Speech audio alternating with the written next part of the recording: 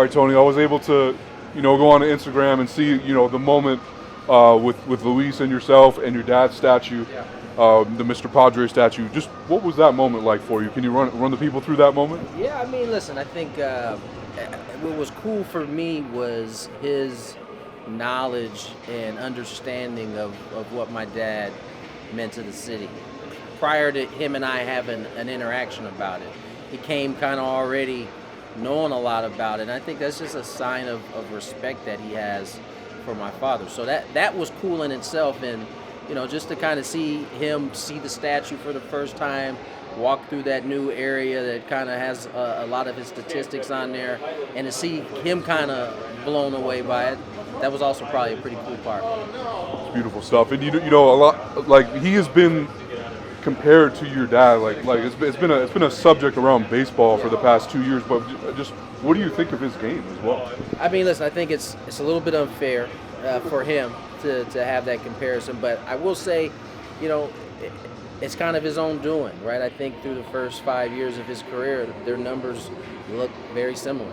I think obviously the tell will be if in 15 more years he still has those same numbers, then we're having a completely different conversation. But I think it's fun. I think he's earned the right to have that comparison, and he's been so gracious in having that comparison. It really, makes it easy to root for him. And it feels like he's having that kind of impact on guys like Profar even as well. Let me ask you this: Do you feel like we're potentially seeing the game go back to those contact hitters, those pure hitters? Very good question. I don't know that we're seeing it in droves or anything of that nature, because listen, the reality is the bag is not in that style of play, and so a lot of the guys, rightfully so, they want to chase that, and what gets you there is slug and on base, and average isn't necessarily in that equation. However, I think what will happen, because Luis has kind of brought it to the forefront and we're talking about it, is there will be kids in this generations to come that have a different outlet in how they approach hitting. It doesn't have to look like Aaron Judge or Mike Trout. There is other ways to be productive, and I think that's what's always made this game appealing, is that there wasn't just one way or one style of guy. It was multiple guys, and I hope that we're getting back to where there are multiple different looks at the plate and how guys approach hitting. And do you think there's even more for him to unlock as well in terms of power, or do you just want him to be himself, kind of thing? I mean, listen, I think you obviously want guys to be themselves and be who they are, but I definitely think there's more in there. Just as there was with my father. Like when you watched him early in his career, it looked a lot like Luis. But at the back half, the last 10, it looked a little different. There was a little more power, a little more select, without giving up the average part. And so I think he's more than capable of being able to do that. And I watched the documentary. You made a good appearance. Bruce Bochy made a good appearance. MLB Network on your dad. Just obviously you hear the stories all the time, or heard the stories all the time. But did you learn anything from Bochy even, or some of the other people in that documentary?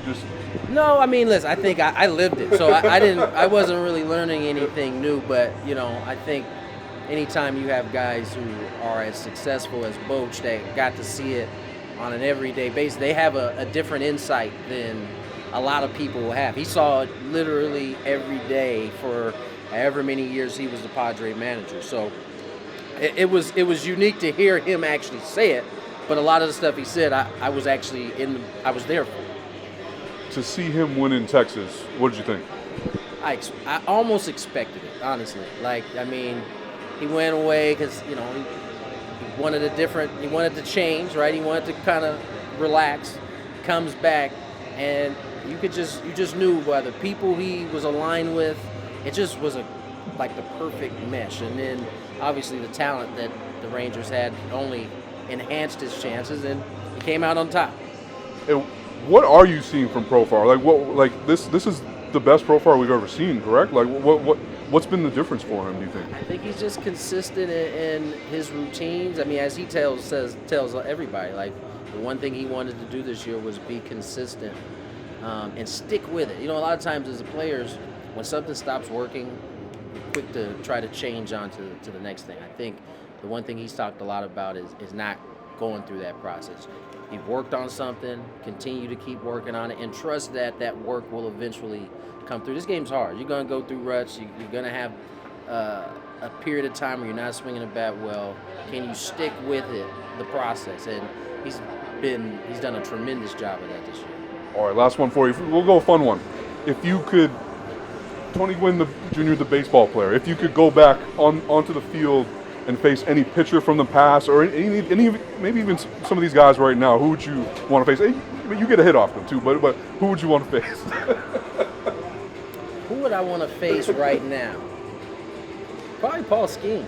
I mean, I always enjoyed facing, you know, when Strasburg came up, or you know, whoever the big. I enjoyed those matchups. You know, I mean, I think I'm still in the Guinness Book with world records of seeing Chapman at 105. So, right. you know, that's those are the type of matchups that you miss at least being able to compete against. Not to say that I would have any success, but you know, just to be in the box, and take on that challenge. That's what this game was all about. Tony, man, I really appreciate the time, and keep it going, man. Appreciate you.